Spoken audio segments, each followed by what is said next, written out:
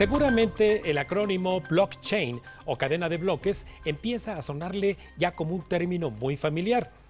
Seguramente este término está muy asociado a los activos hoy conocidos como criptomonedas, pero una cadena de bloques de datos en forma electrónica puede hacer seguimiento de pedidos, pagos, cuentas, detalles de producción y muchísimo más.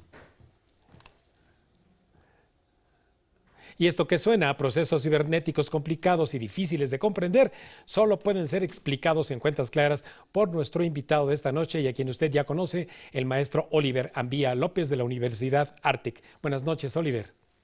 ¿Qué tal? Muy buenas noches. Gracias por la invitación. Al contrario, como siempre te agradezco que estos temas un tanto complejos, ¿verdad?, para la cotidianidad nos ayudes a entenderlos en cuentas claras y particularmente esto de blockchain, que quizás muchos de quienes nos escuchan lo habían solamente relacionado con las criptomonedas, pero ¿qué hay más? ¿Cómo nace esto de los blockchain y para qué sirve?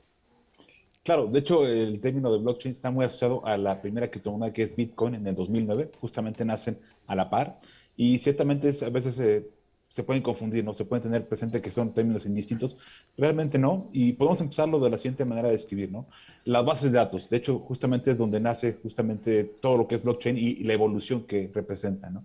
Una base de datos tradicional que puede ser, pues, digamos, un directorio como existía hace mucho tiempo antes de las computadoras, en la cual había un Rolex en el que veían el nombre de una persona, una dirección, un número de teléfono de los que había anteriormente. Bueno, ese es, podemos tener nuestro primer ejemplo, ¿no? Esa base de datos era centralizada, estaba a cargo de un grupo de personas o una persona en particular y estaba dependiendo de lo que puede ser el factor humano.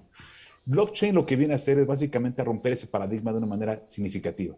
Lo que está haciendo es esta cadena de bloques, es decir, descentralizar, dejar de depender de una entidad, sino que sea en todos, y copiar esos registros o esa base de datos de manera simultánea y literalmente copiarlos y pegarlos en cientos de miles de computadoras en todo Internet, literalmente, por todo el hiperespacio, literalmente.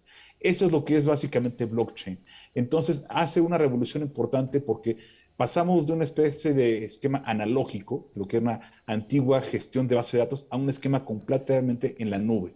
Y uno de los aspectos que es más distinguible de blockchain es la inmutabilidad, que quiere decir, se crea un registro, se va a la base de datos y en automático el propietario es la única entidad que puede modificarlo, se va y se copia y se pega literalmente en todas las computadoras. Si se pudiera cambiar el registro, únicamente lo puede hacer el propietario y los demás en consenso van a reconocer que esa entidad es la que la puede hacer y una vez que ha hecho el cambio, se vuelve otra vez a copiar y a pegar en todos en ese mismo instante, a la velocidad literalmente de Internet. Entonces, el blockchain, eso es lo que permite justamente de la gestión de los registros en bases de datos. Cambia radicalmente el aspecto y un aspecto importante que podemos poner un ejemplo, quizás hoy en día en México o en otras partes del mundo, es imaginen una persona que va de visita a un lugar turístico y ve una bicicleta que puede rentar a través de su teléfono móvil, literalmente baja una aplicación, ve el pago, hace su tarjeta de crédito, hace la transacción y literalmente con un código QR va donde está físicamente la bicicleta, le pone justamente la foto, la imagen y el candado que sostiene la bicicleta se desactiva. Y en ese momento esa persona puede usar la bicicleta. Todo eso es tecnología blockchain. Esto hoy en día que parece algo cotidiano que puede ocurrir en algunas ciudades en Europa, en Asia y en Norteamérica, hace 15 años atrás, pues ciertamente era algo que se pensaba, se soñaba que algún día pudiera ocurrir. Y esto que pongo con el ejemplo de la bicicleta, pues puede ocurrir posiblemente ya más adelante o en los próximos meses con un automóvil.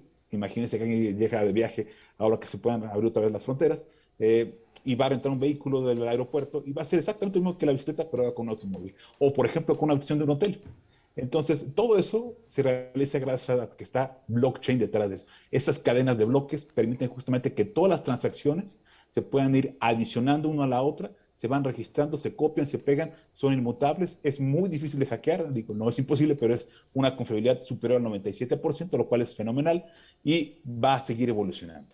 Oye, Oliver, pero con esto que me dices que es fantástico en estos procesos electrónicos, ahorita en el bloque anterior que hablaba yo con Víctor Ayala del presupuesto, ¿quiere decir esto que entonces hasta el presupuesto de la federación se le puede aplicar el blockchain para tenerle seguimiento en dónde se van los recursos fase por fase, por ejemplo, para una obra pública?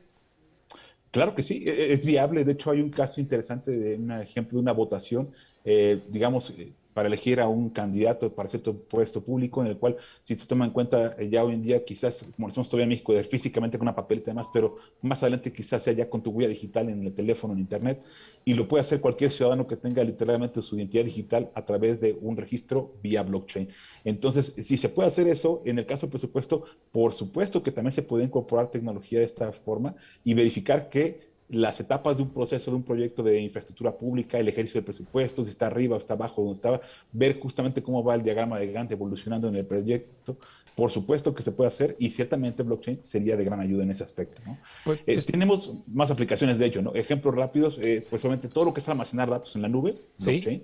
Identidad digital, como mencionaba, con el huella digital o ya con el iris del ojo, ya está ocurriendo hoy en día, ya es algo que es algo cotidianidad.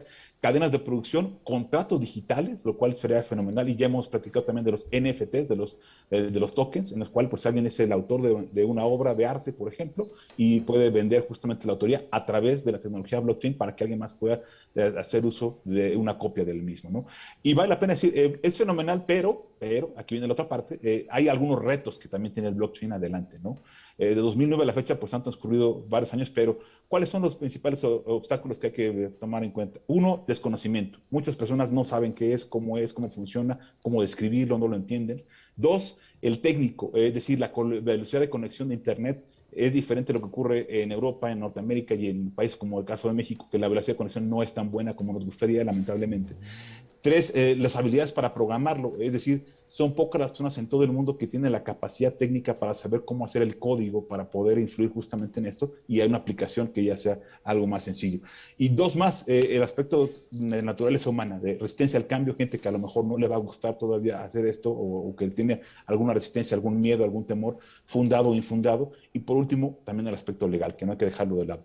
La legislación en el mundo no va a la par de la tecnología blockchain, siempre va a la saga. Vaya, ¿no? Bueno, pues sí me has dejado gratamente sorprendido porque incluso pues el blockchain y entonces, como había yo insistido en lo del presupuesto, un verdadero zar anticorrupción porque le daría seguimiento a la aplicación de los recursos públicos de pe a pa. Pero no quiero dejar Así es. pasar este inicio de mes de diciembre, sobre todo porque tú estás muy en este mundo justamente de los gadgets. Mi querido Oliver, ¿qué recomiendas en este fin de año? ¿Qué novedades hay? Híjole, hay muchas opciones y todas muy padres, muy atractivas. Obviamente depende del presupuesto de cada uno de nosotros. Hay uno que es muy bueno, que es un teléfono móvil, no quiero decir aquí la marca, pero que se puede doblar de una manera significativa, o sea que es muy, muy notorio la ventaja que tiene para el uso de cotidiano y la gente que lo hace con tanta frecuencia. Otro que me parece que es muy bueno antes se llamaba un casco, pero realmente nada más como un visor de realidad virtual, es conocido también en el mercado como Oculus. Los primeros que hubo en el mercado hace una década atrás todavía eran un poquito arcaicos en el aspecto de que había que colocar un par de postes para que pudiera dimensionar justamente los movimientos con tu mano y el resto del cuerpo.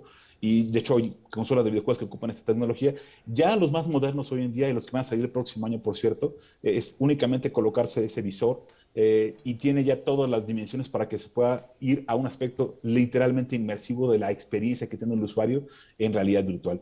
Y creo que uno que va a ser muy sonado, sobre todo en Estados Unidos, que al parecer ya se agotó ahora con lo que fue el Viernes Negro, es uno que vende Amazon, que es un pequeño robotito que va a ser como el utilitario para ser el asistente doméstico o una mascota, y se llama Astro.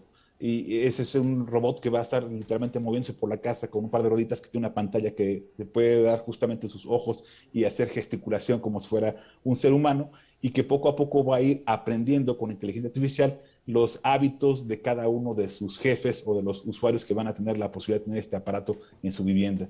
Y esto vale la pena, si se conecta a Internet, va a estar teniendo actualizaciones y va a poder tener upgrades o mejoras justamente en ese aspecto para que vaya personalizándose al gusto de cada usuario y sería fenomenal que en un futuro pues tengamos esto como algo cotidiano en nuestras viviendas.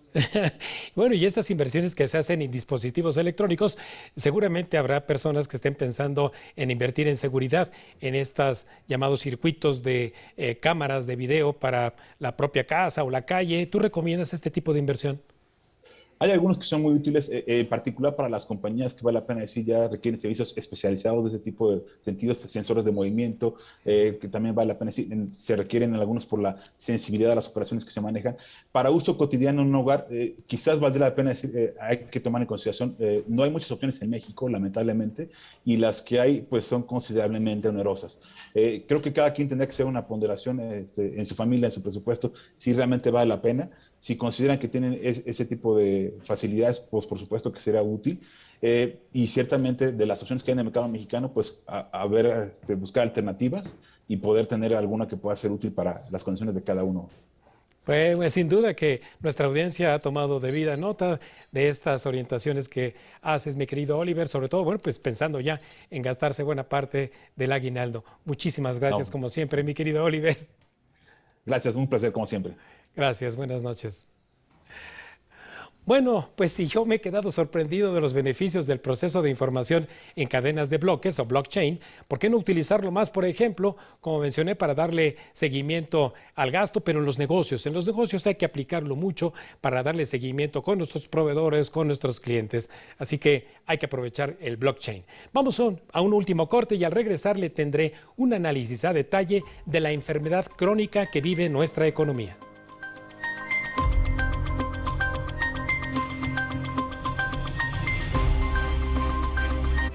Estás viendo Cuentas Claras con Raimundo Tenorio.